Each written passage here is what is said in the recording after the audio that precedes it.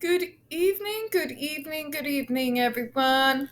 Welcome to another episode of Spilling Tea. I'm your host, Tiffany Daniels, and yes, we're going back to that horrible world known as the JRC, but before we do, the usual disclaimers. And yes, folks, on top of being brain dead, I got major sinus headache. God, I hate spring. Ugh. But on the plus side, my mom's got tickets to IMAX. IMAX, folks, come this May and the multiverse of madness. God, I love my mom so much. So much.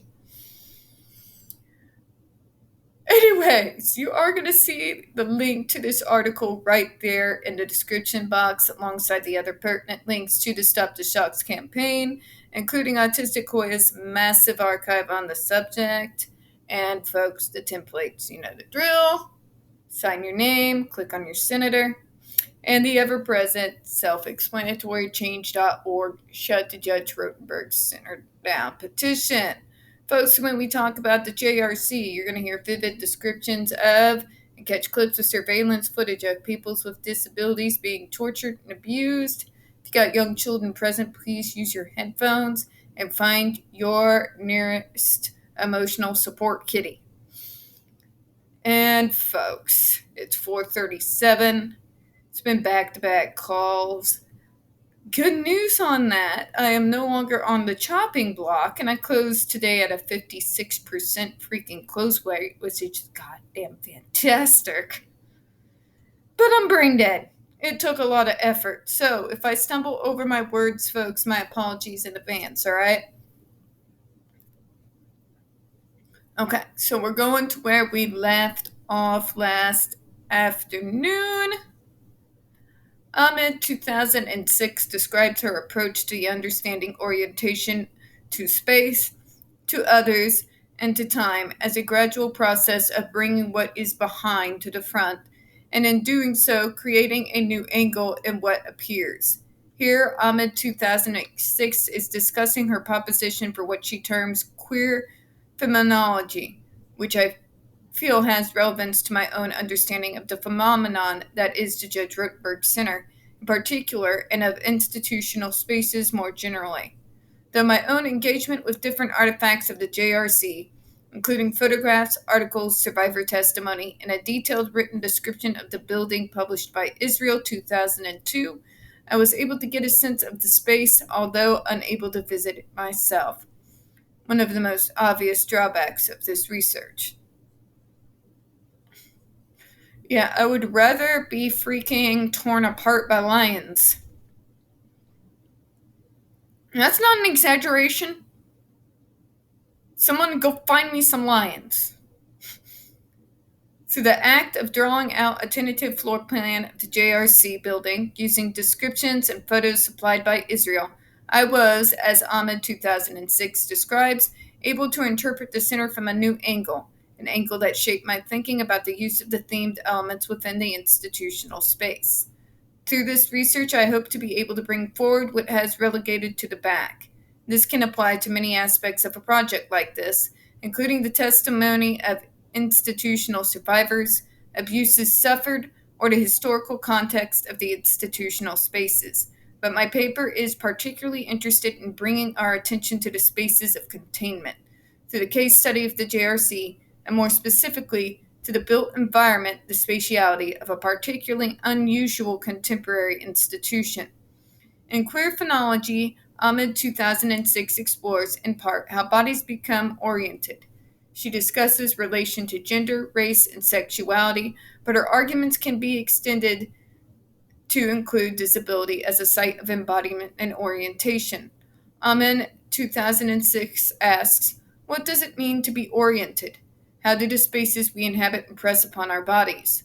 While it is beyond the scope of this paper to give a full account of phenomenology, which is a philosophical orientation Ahmed is in conversation with, her reflections are nonetheless important to my thinking about the space of the JRC, so I hope the reader will forgive my lack of familiarity with this particular branch of philosophy and permit me to discuss the aspects of Ahmed's 2006 argument that seemed particularly useful to my understanding of the JRC and its use of the many hallmarks of the themed environment. Fucking creepy. Just throw in the crazy clown music and call it good. No, seriously. Crazy clown music. In response to Ahmed, one attempt to give an account of a space which seeks to violently disorient and reorient neurodivergent bodies. This will address to greater detail in the following. Violent is fucking correct. God damn. Moreover, I attempt to understand how disabled, particularly autistic or otherwise neurodivergent bodies, are directed towards certain forms of being, performing normativity mimicking the non-autistic body. Ahmed uses the example of mitigation in her words. Reflecting on the mitigation helps us to explore bodies arrive and how they get directed this way or that way as a condition of revival, which in turn is about the in place gets placed. I'm going to tell you what they're talking about, folks. It's masking. Masking is something that all of us learn one way or the other. Some of us, because we force ourselves to learn, even though we're not sure exactly what diagnosis we may have at the time, or whether you're forced to learn it through ABA. Masking is when we're putting on a performance, folks, for the outside world.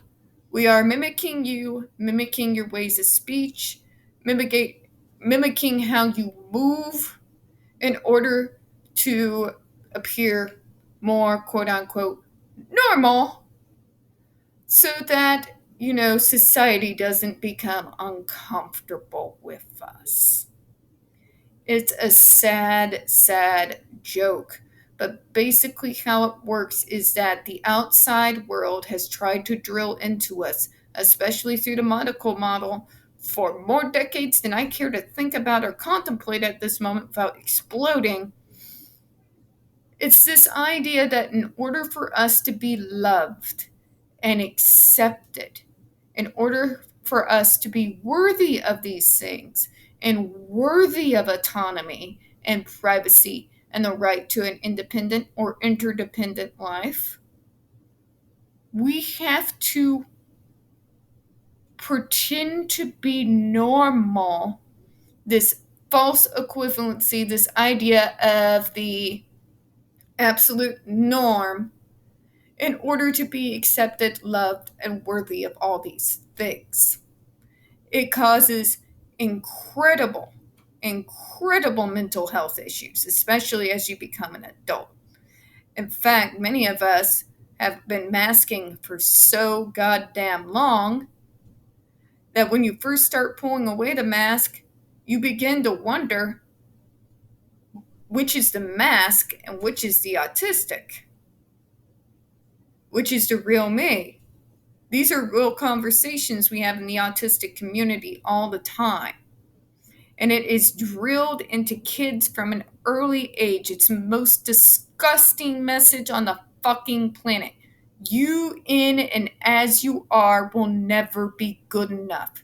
You as a person, with your likes, your dislikes, your special interests, all that, who you are as a person is not good enough. So you have to fake and pretend to be somebody else in order to be deserving of autonomy, love, independent living, jobs. The list goes on. And folks, when you spend that long masking, let me tell you a few things. Masking is fucking exhausting. When you have to pretend that outside stimuli is not causing you literal physical pain for hours on end and pretend everything's fine. When you have to pretend to like what everybody else likes and speak like them, move like them, on and on and on. I cannot tell you how draining that is. It's exhausting. It is beyond exhausting. And at a certain point in our lives, what this causes is what we call burnout. That is when we have pushed ourselves past our capacity and taken 5 left turns. And we just stop. And burnout, a lot of times, the high functionality that we were moving at beforehand, for lack of a better term, those begin to disappear. We get, for lack of a better term, again, we regress. We regress, folks. Now, compound on top of that those of us who've been through horrific abuse and trauma, through places like the JRC Center, or through childhood. We won't get into that. But let's just say the numbers on how many people with disabilities are abused in childhood is enormous. Enormous. Huge. Okay? So pile that on top of it. You see what I'm saying? The loss of skills, the suddenly lack of willingness to be able to even talk or engage with the outside world that forced us to be something that we were not. The self-loathing that they taught us. ABA does, in spite of quote-unquote good intentions, teaches the autistic to hate themselves for who they are. It does. And the damage is enormous. But let me move on here and get back to the topic at hand. Questions of place and placement of how some bodies are subject to certain kinds of direction that bodies are able to pass as normative are essential to the history of institutions and their continued emergence in different forms. Folcott, 1977, Trent, 1994, and Carlson, 2010. I'll explore below my brief overview of the North American institution for those labeled with intellectual disabilities. I want to bring home something to you from what I just saw there. Their program, their space, their very design and indoor decor, all of it is geared to force these, not just the autistics, but everyone in that building, including their own staff, to mask. While drilling home, they'll never be good enough. They're always going to be childlike, this, that, and the other thing. How anyone comes out of there without either A, being suicidal, or B, being a murderous fuck, I don't understand. People like Jennifer Masamba and their fucking strength and coming out to be such incredible people, it is a testimony to the strength of the survivors. It really is. But moving on. Moreover, I ask how normal and deviant bodies are constantly subjected to disorientation and toward and away from one another through management and creation of space. This paper is particularly concerned with the seemingly disconnected sites of the theme park designed for the enjoyment of normal bodies, i.e., hermanormative non-disabled family, and the space of the institution both historically and in the case of the JRC, which is a site that aims to redirect quote-unquote deviant autistic body towards more normative ways of relating. Again, that's the straw man. That's what these people, these idiots don't fucking understand. But you're acting more normal, Tiff. I still relate to you as an autistic person. I'm still thinking about you as a person, as an autistic person. I still see through the eyes and lens of an autistic person. I think like an autistic person. Because guess what? No amount of conditioning or behavior modification is going to change how my brain functions. It's never going to happen. That's why behavior modification is a bunch of garbage. Context, reasonable accommodations, fucking logic, God forbid, it goes a long way. And if you don't believe me, I use myself as a case study right here. Because I wasn't in ABA.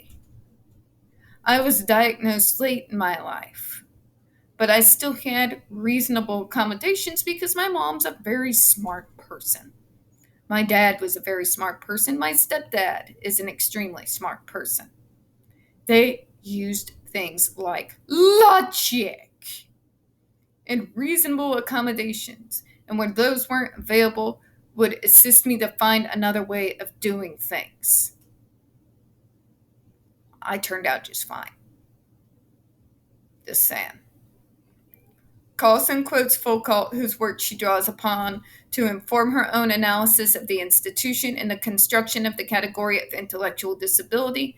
I think we should talk of an asylum tautology, in the sense that through the asylum apparatus itself, the doctor is given a number of instruments whose basic function is to impose reality, to intensify it, and add to it the supplement of power that will enable the doctor to get a grip on madness and reduce it, and therefore to direct and govern it.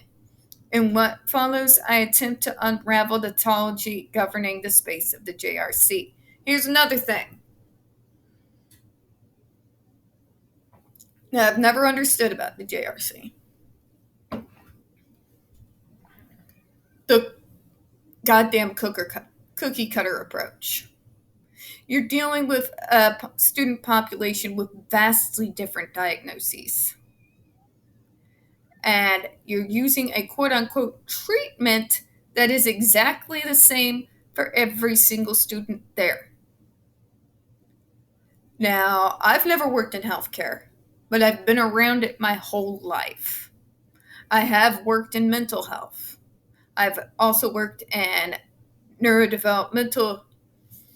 You know where I'm going with this, obviously. I've worked in social work. Let's put it that way. That's the best way to describe it. And what I can tell you is the cookie cutter approach never fucking works, especially when you're dealing with vastly different disabilities and mental health issues. You cannot treat autism and a mental health issue the same. They're not the same. They're not the same. Now, you've got a lot of people with dual diagnoses. I'm a triple threat. Hi, how you doing? But yeah, you cannot. Medical treatment plans should be catered to the particular individual. That is when medicine and treatment is at its best, folks.